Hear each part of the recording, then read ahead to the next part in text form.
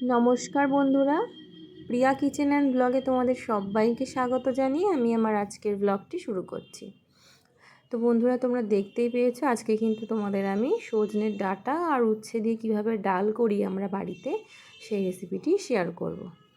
তো এদিকে আমি সজনের ডাঁটা আর উচ্ছেটাকে ভালোভাবে কেটে নিয়েছি, আর এদিকে আমি ডাল সেদ্ধ বসিয়ে দিয়েছি। এটা আর দেখার কিছু নেই। তো বন্ধুরা, ডালটা আমার সেদ্ধ হয়ে গেছে। ডালটাকে আমি একটু ভালোভাবে হাতা দিয়ে ঘুটে নিচ্ছি।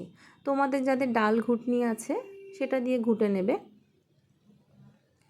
তো বন্ধুরা, এটা আমি কিভাবে বাড়িতে রান্না করি সেটাই শেয়ার করছি তোমাদের সাথে। জানি সবার রান্নার ধরনটা আলাদা, কিন্তু আমি তোমাদের যেভাবে রান্নাটা করে দেখাবো আশা করি তোমাদের কাছে কিন্তু খুবই সহজ মনে হবে। তো বন্ধুরা দেখো, ডাল ঘুটে তার মধ্যে আমি একটু জল দিয়ে দিয়েছি। এবার আমি ওই জলের মধ্যেই কিন্তু ডাঁটাগুলো দিয়ে দেব। ডাঁটাগুলো কিন্তু আমি একদমই তেলে নেড়ে নিইনি, তোমরা দেখেছো। একদম কেটে ধুয়েই ডালের মধ্যে আমি ডাঁটাগুলোকে দিয়ে দিয়েছি।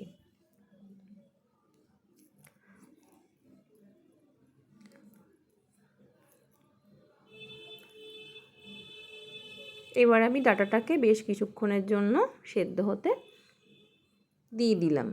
আর এদিকে আমি উচ্ছেগুলোতে একটু নুন আর একটু হলুদ মাখিয়ে নেব। তো বন্ধুরা, আমার ভিডিওগুলো তোমাদের কেমন লাগছে তোমরা কিন্তু অবশ্যই জানাবে। আর আমার চ্যানেলটাকে সাবস্ক্রাইব তো করো বন্ধুরা, শুধু কি ভিডিও দেখলেই হবে? চ্যানেলটাকে তো সাবস্ক্রাইব করতে হবে। তো ডালটা আমার ফুটে গেছে। এবার ডালের ওপরে যে এটাকে কি বলবো, এটাকে একটু গ্যাজা গ্যাজা মতো যেগুলো ওঠে সেগুলো একটু হাতা দিয়ে আমি ছেঁকে কিছুটা ফেলে দিচ্ছি। আর এদিকে আমি ডালের ভেতর এবার একটু হলুদ দিয়ে নিলাম। আর নুন আমি সেদ্ধ করার সময় দিয়েছিলাম ডালে, পরে আবার দেব।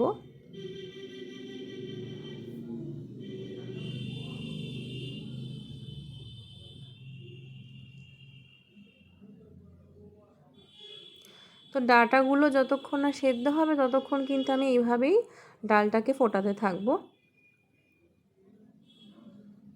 তো দেখতেই পাচ্ছ বন্ধুরা, আমার কিন্তু ডাঁটাটা সেদ্ধ হয়ে গেছে। তো এবার আমি ডালটাকে নামিয়ে নিলাম। এবার হচ্ছে মেন কাজ, এবার হচ্ছে কড়াইতে আমি একটু তেল দিয়ে দিলাম। এবার এই তেলের ভেতরে আমি যে নুন আর হলুদ মাখিয়ে রেখেছিলাম উচ্ছেগুলো, সেগুলো দিয়ে ভালো করে এবার ভেজে নেব। যেহেতু বন্ধুরা আমি কিন্তু উচ্ছেগুলো দিয়ে বেশিক্ষণ ডালটাকে নাড়াবো না, তার জন্য কিন্তু আমি উচ্ছেটাকে খুব ভালোভাবে ভেজে নিলাম। তো দেখতেই পাচ্ছ বন্ধুরা, আমার কিন্তু উচ্ছেগুলো পুরোপুরি ভাজা হয়ে গেছে খুব ভালোভাবেই। তো এবার উচ্ছেগুলো না আমি ডালের ভেতর ছেড়ে দিলাম।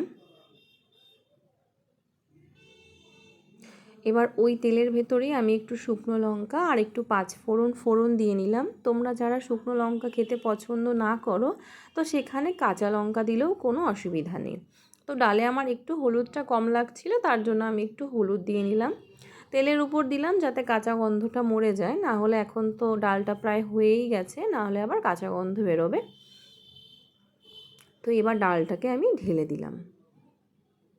বেশ খুবই সাধারণভাবে হয়ে গেল আমার ডালটা তৈরি। তো বন্ধুরা, আমার মতো কে কে তোমরা এইভাবে সহজে ডাল বানাও বাড়িতে সেটা কিন্তু আমায় অবশ্যই জানাবে। এটা একটা খুবই সাধারণ রেসিপি তোমাদের সাথে শেয়ার করলাম।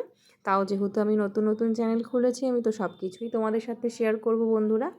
তো দেখতেই পাচ্ছ এর মধ্যে আমার ডালটা কিন্তু হয়েও গেছে, আর আমি ডালটাকে কিন্তু নামিয়েও নিয়েছি। তো বন্ধুরা দেখতেই পাচ্ছ ডালটা কেমন হয়েছে তোমরা কিন্তু সবাই জানাবে। আর তোমরা কে কে এইভাবে সজনের ডাঁটা আর উচ্ছে দিয়ে ডাল বানিয়ে খাও সেটা কিন্তু আমাকে জানাবে। এটা কিন্তু টমেটো দিয়ে সজনে ডাঁটা দিয়ে ডাল বানালেও কিন্তু খুবই ভালো লাগে। যারা পাঁচফোড়ন খাও না তারা এক্ষেত্রে জিরেও ইউজ করতে পারো, সেক্ষেত্রে কোনো অসুবিধা নেই। তো বন্ধুরা, এই রান্না করতে করতেই না রাস্তা থেকে একটা মানে এটাকে কি বলবো, এটা একটা ঠাকুরেরই কিছু একটা যাচ্ছিলো, সৎসঙ্গেরই কোনো একটা কিছু। তো সেটাও আমি তোমাদের সঙ্গে একটু শেয়ার করে দিলাম।